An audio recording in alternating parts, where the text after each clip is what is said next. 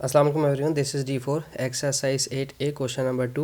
कहते हैं x is a fixed point in a given plane. एक पॉइंट x है हमारा यहाँ पर, ठीक है।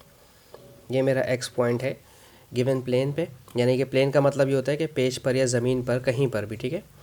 Draw a locus of a point P which is always 3.5 centimetre from the x, यानी कि इससे 3.5 सब तरफ से दूर रहने का मतलब है कि रेडियस दिया हुआ है 3.5 का।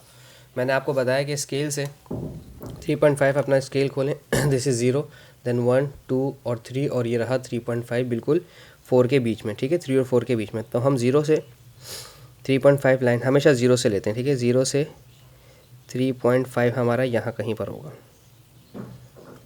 एक सेकेंड, ये 3.5 मैंने ओपन कर लिया अपना कंपास। अब मैं रखूँगा x पर रखने के बाद और मैं अपने कंपास से एक सर्किल ड्रॉ कर दूँगा, ठीक है।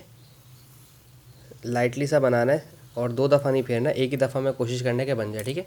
तो ये जो है लोकस पॉइंट जो यहाँ कहीं पर भी हो सकता है, इधर भी हो सकता है, इधर भी हो सकता है, कहीं पर भी हो सकता है, बस होना उसने 3.5 दूर है।